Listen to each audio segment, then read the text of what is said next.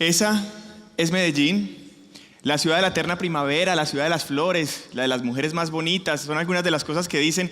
La ciudad más innovadora del mundo en el 2013. Forbes hace un par de semanas la acaba de sacar como la cuarta ciudad en el mundo más cool para visitar. Espero que la conozcan y se animen y vayan a Medellín. Pero no siempre fue así. Seguramente muchos recordarán que en los 90 era reconocida como la ciudad más violenta del mundo. Mientras que en Costa Rica por cada 100.000 habitantes habían 5 homicidios, en Medellín, solo en Medellín, habían 400 homicidios por cada 100.000 habitantes. 5 versus 400 homicidios por cada 100.000 habitantes. La ocupación, digamos, más rentable que existía en Medellín era ser un sicario o pertenecer a alguno de los grupos de la droga en la ciudad de Medellín. Las bombas, seguramente recordarán un montón de noticias producto del narcotráfico que la convertían definitivamente en la ciudad más violenta del planeta. Se imaginarán qué significa crecer en la ciudad de Medellín en un barrio violento, en un barrio de drogas de la ciudad de Medellín. Y se podrán imaginar o pensar un poco qué probabilidad tiene un niño que crecía en los 90 en la ciudad de Medellín de no morir antes de los 16, porque además esas cifras de homicidios generalmente estaban situadas en personas menores de 23 años. ¿Qué probabilidad y qué podríamos esperar de un niño que crece en una ciudad violenta, en un barrio violento de la ciudad de Medellín, para que se pueda convertir quizás en un ingeniero o en un doctor, o que por lo menos no se convierta en parte del problema, en una persona más, sumándole al problema de la violencia de la ciudad? Pues este era yo cuando crecía en la década de los 90 en la ciudad de Medellín, creciendo en un barrio violento de la ciudad de Medellín, en donde antes de los 7 años, mientras caminaba hacia el colegio, pude ver a unos cuantos metros que asesinaran a un hombre simplemente por probar un arma, sin ninguna razón aparente. Nunca hay una razón definitivamente para quitar la vida a alguien. Antes de mis 12 años recibo la noticia de que habían asesinado a mi abuelo de 70 y algo de años, sencillamente porque no había pagado una microextorsión. Y meses más tarde asesinan también a mi tía por lo mismo. Antes de las 8 de la noche había que quedarse encerrado en la casa porque empezaban unas guerras entre barrios donde si uno estaba parado en la esquina, pues sencillamente una bala perdida te podía matar. Mi primo, por ejemplo, ante la muerte de mi tía, decidió salir a vengarla y terminó metiéndose en la banda contraria de la banda que la había asesinado, y antes de los 16 años, a la salida del colegio, lo asesinaron. Esa era altamente probable la vida que podíamos, o el destino que podíamos sufrir cualquiera de los jóvenes que crecíamos en medio de la violencia de la ciudad más violenta del mundo. Pero en mi vida pasó algo diferente. Me encontré con un superhéroe, un maestro que inspira. Un maestro que, más allá del bajo salario que reciben los maestros en Colombia y en gran parte de América Latina, decidía quedarse en las tardes para dedicar tiempo a sacarnos de esa dinámica de violencia de las calles y de las esquinas de nuestros barrios, a mostrarnos oportunidades más allá de las fronteras invisibles de nuestros barrios. Hasta el punto llegó a inspirarnos que, aunque no pude ir a la universidad porque no tenía las condiciones para asistir a una buena universidad, terminamos construyendo una compañía que hoy tiene más de 200 colaboradores y presencia en toda América Latina y en la India, y que se dedica a una sola cosa, y es a trabajar por los maestros que inspiran, a replicar esta historia, como la historia de mi maestro, millones de veces. Pero entonces uno se pregunta, ¿cuál es la fórmula? ¿Cuál es el camino para uno replicar una historia como la de mi maestro millones de veces? Y yo me digo, esta debería ser la pregunta que se hagan todos los sistemas educativos, porque el asunto no es de sumar y restar, el asunto es de cambiar realidades, el asunto es de movilidad social, el asunto es de construir tejido social y de darle a los niños que están creciendo en las aulas de clase y a los jóvenes una visión que le permita creer que hay algo más allá de las fronteras invisibles de su barrio. Y si me permiten concluir algunas cosas de la experiencia que tenemos en alrededor de 9 años de trabajar en educación, concluimos que esto no es un asunto de políticas públicas, aunque son muy importantes. No es definitivamente un asunto de tecnología, ni de pizarras digitales, ni de un computador por niño, ni nada por el estilo. Esto en definitiva es un asunto de maestros que inspiran. Desde las políticas públicas, desde la innovación tecnológica, o en fin, podemos poner nuestro granito de arena, pero finalmente ustedes, maestros, en el aula de clase, son los que hacen la magia. Los que entienden el contexto de cada uno de esos pequeños mundos que hay en la cabeza de sus niños y encuentran el camino para transformarlos. Pero definitivamente, y lo escuchaba en la charla anterior, cada vez es más difícil cautivar a los aprendices del siglo XXI. Cada vez vienen al aula de clase bombardeados con más multimedia, con más imágenes, con más contenidos. ¿Y cómo hacemos los maestros para cautivar y en consecuencia inspirar a esos aprendices del siglo XXI? Y la respuesta parece ser la misma a lo largo y ancho del planeta, y es la innovación educativa. Todo el mundo empieza a hablar de innovación educativa.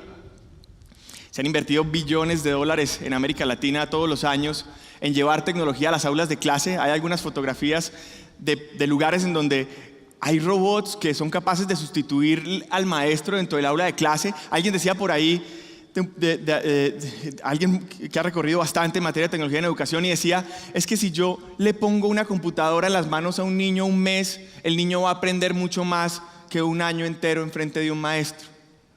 Y entonces ahí yo me pregunto, si mi maestro no hubiera existido y en lugar de él hubiera existido una computadora, ¿será que yo hubiera podido pararme aquí y decir gracias a mi maestro porque me inspiró y me sacó del círculo de violencia y pobreza de nuestros barrios?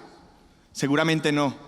La tecnología jamás podrá sustituir ese rol inspirador del maestro. Por eso vuelvo e insisto, la educación no se puede tratar de sumar y restar. Si se trata de sumar y restar, seguramente un buen contenido y una buena tecnología podrá sustituir esa labor de aprender a sumar y restar, pero no la labor de crear seres humanos capaces de construir tejido social, de hacer iniciativas, de generar transformación, de dar mensajes que trasciendan.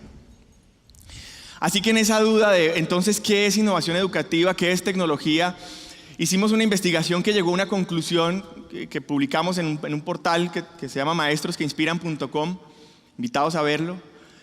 Y cuando publicamos esto llegamos a una conclusión que seguramente todos los que son maestros lo saben, pero que tristemente el resto de la comunidad muchas veces no lo sabe. Y es que los maestros no solamente se dedican a dar una clase en un aula de clase, que enseñar en un aula de clase es solamente una pequeña porción. Muchos papás dirán, es que los profesores viven muy bueno, van y dan clase unas cuantas horitas en el colegio y luego se van a descansar. Ustedes mismos que son maestros sabrán que los fines de semana seguramente son para calificar exámenes y para preparar las clases de la próxima semana y a sufrir un poco por aquellos estudiantes a los que hay que dedicarle algo de educación personalizada, pero que aunque las estadísticas digan que tenemos entre 15 y 20 estudiantes en el aula, realmente tenemos 30, 40, yo crecí en un salón de 56 estudiantes. Y nos dimos cuenta que el maestro tiene que dedicar tiempo, y sobre todo un maestro del siglo XXI, a planear, que ahora tiene que planear ojalá una educación con más contexto, basada en proyectos, con recursos educativos rastreados en internet, que luego tiene que ir al aula de clase y efectivamente enseñar, y que tiene que enseñar con herramientas didácticas mucho más cautivadoras que antes, porque el reto para cautivar a un aprendiz del siglo XXI es mayor, y luego tiene que calificar, pero ya no solamente es evaluar para decir si ganó o perdió, sino que deberíamos siempre utilizar esas métricas, esa información de la evaluación para personalizar el aprendizaje y fortalecer esas competencias o habilidades que tienen potencial de desarrollarse en nuestros aprendices. Pero además tiene que ser un comunicador excelente, porque la educación no solamente depende del maestro, la comunicación depende también de los padres de familia, y lo que pasa en la casa debería estar cruzado por una línea de coherencia que vaya desde el aula de clase hasta lo que los padres de familia son capaces de hacer con sus hijos en la casa. Pero además de eso, el maestro del siglo XXI sabe que está educando a sus aprendices, a sus estudiantes, para desempeñarse en labores al otro lado del mundo. Puede ser el community manager de una multinacional, cualquiera de los estudiantes que están en sus aulas de clase podrá hacer eso.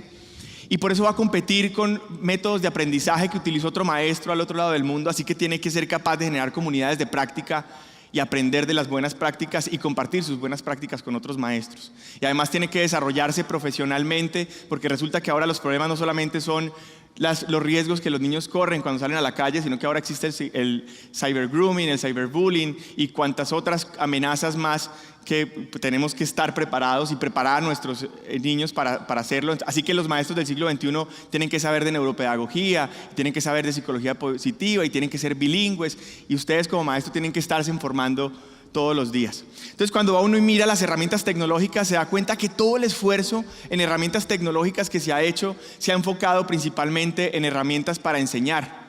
Esas computadoras que le llegan a cada niño, esa pizarra digital, están enfocadas en un solo momento. Y cuando hacemos un rastreo nos encontramos que existen cientos de herramientas tecnológicas para abordar el resto de momentos pedagógicos, pero que la mayoría de los maestros no tiene la habilidad de dominar todas esas herramientas tecnológicas. Pareciera que la solución está en que cada uno de los maestros aprende a utilizar unas 120 herramientas tecnológicas para mañana y con eso todo está resuelto. Pero esto es una tarea titánica que seguramente no lograremos.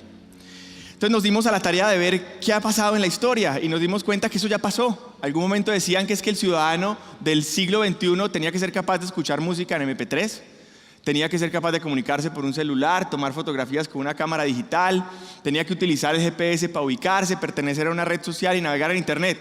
Y cuando yo trataba de venderle esa idea a mi mamá, créanme, no era muy fácil, no la compraba.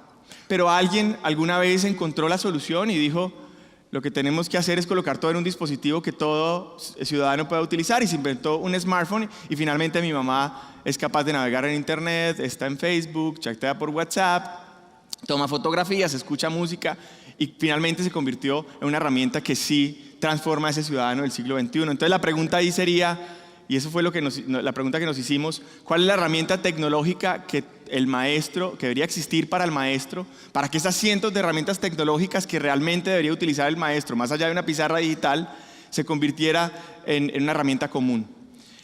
Así que inventamos y patentamos una herramienta tecnológica que es algo así como el asistente personal del maestro, una computadora en sí misma, eso que ven ahí es una computadora, pero que además de eso es una academia de desarrollo profesional docente en todos estos temas que la UNESCO marca como los temas que un ciudadano del siglo XXI debería tener, pero además es una herramienta que le ayuda al maestro a planear clases más rápido y basados en experiencias de aprendizaje de otros maestros alrededor del mundo, pero que además tiene miles de recursos educativos que se sincronizan a un clic para ser utilizados sin internet, pero que además de eso le ayuda al maestro con tareas repetitivas como tomar lista en el aula de clase, y que además de eso le ayuda a calificar exámenes en segundos con solo mostrarle el examen, y el resultado de eso son planes personalizados para que el estudiante repase en su casa sin que el maestro tenga que hacer el esfuerzo de personalizar uno a uno los exámenes, pero que además de eso es una herramienta de comunicación para notificarle al papá los resultados del examen y propuestas de trabajo conjunto para educar como debe ser en conjunto al estudiante.